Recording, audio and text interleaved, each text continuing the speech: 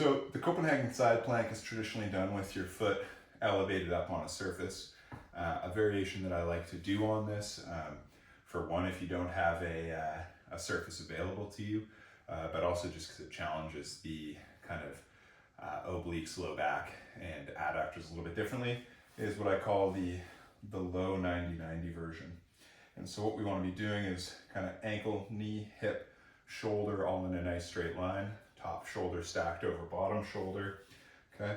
And the bottom knee, the knee is flexed maximally to the most hip flexion that you have available, and the knee is at 90 degrees.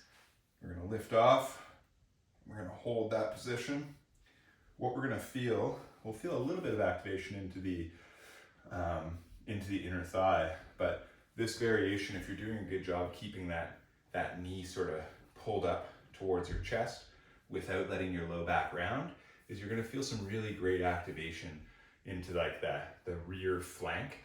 And this is an area that I find is a really common problem in athletes with regard to low back pain and persistent low back pain, but is really, I think, the culprit there because it's undertrained and it's a tricky area to specifically target. So this is a drill that I really like to integrate in most of my athletes' programs at some point or another, to sort of really round out that sort of flank core strengthening routine.